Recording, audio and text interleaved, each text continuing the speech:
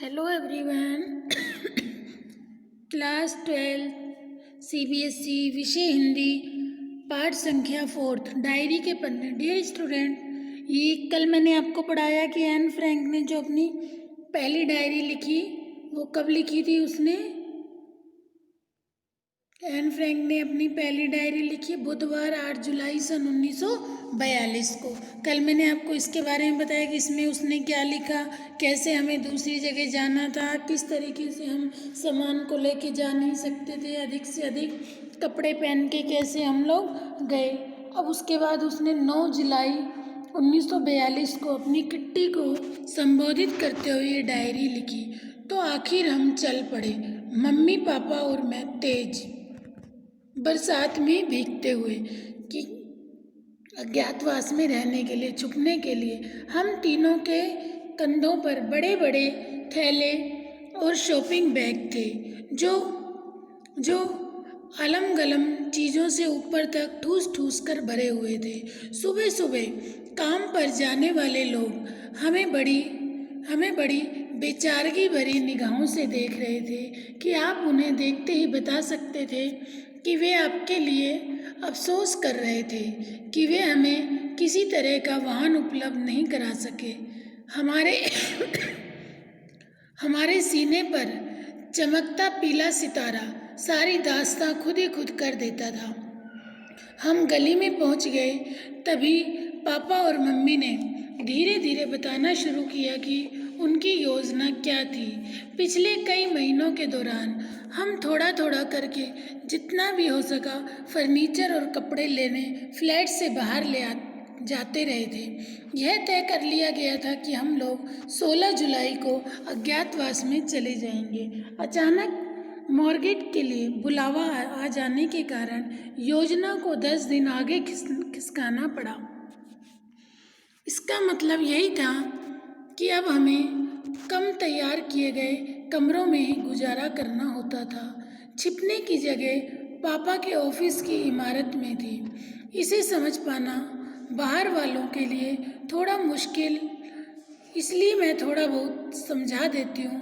पापा के ऑफिस में काम करने वाले लोग बहुत ज़्यादा नहीं थे, बस मिस्टर कुगलर, मिस्टर क्लीमेन, PM और 23 बरस की टाइपिस्ट जिसका नाम बेब था। उन सबको हमारे आने के बारे में खबर कर दी गई थी। मिस्टर वोइस्कुलिन वेब के पिता 2 और सहायकों के साथ गोदाम में काम करते थे। उन्हें कुछ भी नहीं बताया गया था। इमारत के बारे में थोड़ा सा बता दूं, तल मंजिल पर बना बड़ा सा गोदाम काम करने की जगह और भंडार घर के रूप में इस्तेमाल होता था। इसके अलग अलग हिस्से बने हुए थे। हिस्से गोदाम, पिसाई का कमरा वगैरह, जहाँ इलायची, लौंग और काली मिर्च वगैरह पीसे जाते थे। गोदाम के दरवाजे से ही सटा हुआ एक बाहर का दरवाज़ा जो ऑफिस का प्रवेश द्वार है। ऑफिस के दरवाजे के एकदम अंदर की तरफ एक दूसरा दरवाज़ा है और उसके पीछे सीढ़ियाँ हैं। सीढ़ियाँ ऊपर चढ़ें तो एक और दरवाज़ा आता है जिस पर आर पार दिखाई न देने वाला कांच की खिड़की लगी है। इस पर काले अक्षरों में कार्यालय लिखा हुआ है। यही आगे वाला बड़ा यानी फ्रंट ऑफिस है। ये बहुत बड़ा, हवादार और खूब रोशनी वाला कमरा है। दिन के दौरान यहाँ बेब, PM और मिस्टर क्लीमेन काम करते हैं। एक छोटा सा गलियारा है जिसमें तिजोरी, कपड़ों की अलमारी और स्टेशनरी की बड़ी सी अलमारी है। इस गलियारे के पार एक छोटा सा दम घोटू अंधियारा कमरा है। यह बैंक ऑफिस है। इसमें मिस्टर कुगलर और मिस्टर वानदान बैठा करते हैं। अब इसमें सिर्फ मिस्टर कुगलर बैठते हैं। मिस्टर कुगलर के ऑफिस के पैसेज से भी पहुंचा जा सकता है, लेकिन सिर्फ कांच वाले दरवाजे के जरिए, जिसे अंदर से तो आसानी से खोला जा सकता है लेकिन बाहर से आसानी से नहीं खोल सकते। मिस्टर कुगलर के ऑफिस से निकलने के बाद तुम लंबे तंग गलियारे से कोयले वाले गोदाम की ओर बढ़ोगी और 4 सीढ़ियाँ चढ़ोगी तो तुम अपने आप को प्राइवेट ऑफिस में पाओगी। ये बता रही है कि जहाँ आप पिता के ऑफिस में नीचे इन्हें रहना था। ठीक है। कमरा बहुत बड़ा रसोई घर है। उसमें पानी गर्म करने का हीटर है, गैस के 2 चूल्हे हैं, साथ में पखाना है। ये पहली मंजिल का नक्शा है। नीचे की सीढ़ियों वाले गलियारे से एक रास्ता दूसरी मंजिल की तरफ जाता है। सीढ़ियाँ खत्म होते ही थोड़ी खुली जगह है और उसके दोनों तरफ दरवाजे। दाईं तरफ का दरवाज़ा मसाले रखने के स्टोर, अटारी और घर के सामने की तरफ वाली म्यानी की तरफ जाता है। घर के सामने की तरफ से एक परंपरागत डच डिज़ाइन की सीधी और इतनी घुमावदार सीढ़ियाँ हैं कि एड़ियों में मोच आ जाए। यह रास्ता गली की तरफ खुलता है। इसमें एन फ्रैंक अपनी किट्टी को, अपनी डॉल को जो डायरी लिख रही है, वो ज्ञातवास के दिनों में जो उसने डायरी लिखी, उसी डायरी का 2nd डे की डायरी है। और ये उस जगह के बारे में वर्णन कर रही है कि जिस ऑफिस में वो पापा के ऑफिस में जाकर रहे, वो कैसी जगह थी। सीढ़ियों के ऊपर बनी जगह से दाईं तरफ का दरवाज़ा घर के पिछवाड़े की तरफ हमारी गुप्त एनेक्सी की तरफ जाता है। कोई कल्पना भी नहीं कर सकता कि इस सपाट मटमैले दरवाजे के पीछे इतने कमरे भी हो सकते हैं। दरवाजे के आगे सीढ़ी का बसा एक ही पायदान है। इसे पार करते ही आप भीतर होते हैं। आपके सामने ही कई सीढ़ियाँ ऊपर की तरफ चली जाती हैं। बाईं तरफ एक तंग सा गलियारा है जो एक बड़े कमरे में जाकर खुलता है। यही कमरा फ्रैंक परिवार के लिए ड्राइंग रूम और बेडरूम का काम करता है। अगला दरवाज़ा एक छोटे कमरे का है। यह परिवार की 2 जवान लड़कियों के बेडरूम और स्टडी रूम के काम आता है। सीढ़ियों की दाईं तरफ गुसलखाना और बिना खिड़कियों वाला एक कमरा है जिसमें एक वॉश बेसिन लगा हुआ है। किनारे की तरफ वाले दरवाजे से पखाने की तरफ और दूसरे दरवाजे में मेरे और मॉर्गेट के कमरे की तरफ जाया जा सकता है। यदि आप और सीढ़ियाँ चढ़कर बिल्कुल ऊपर तक चले आएँ तो आप नहर के किनारे बने इस पुराने मकान में ऊपर एक बहुत बड़ा खुला सा हवादार कमरा देखकर हैरान रह जाएंगे। इसमें एक गैस का चूल्हा है और एक सिंक। भगवान का शुक्र है कि ये मिस्टर कुगलर की प्रयोगशाला के काम आता है। यह मिस्टर और मिसेज वान दान का बेडरूम और रसोई घर होगा। इसे कॉमन कमरे, ड्राइंग रूम और हम सबके लिए स्टडी के लिए भी इस्तेमाल किया जा सकेगा। एक छोटा सा कमरा पीटर वान दान के लिए बेडरूम का काम करेगा और फिर जैसे इमारत के सामने की तरफ है वैसे ही अटारी और मियानी यहाँ भी है।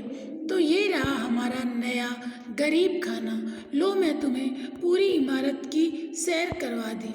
तुम्हारी एन। ये एन फ्रैंक ने जो 9 जुलाई को डायरी लिखी कि वो जिस जगह पर आकर अब पापा के ऑफिस में रह रही थी वहाँ कैसे कैसे कमरे थे, कहाँ कहाँ क्या बना हुआ था, कहाँ उनका बेडरूम था, कहाँ उसके मम्मी पापा का बेडरूम था, वान दान परिवार का कमरा कहाँ पे था। इन सारी चीज़ों का वर्णन एन फ्रैंक ने अपनी इस डायरी में किया।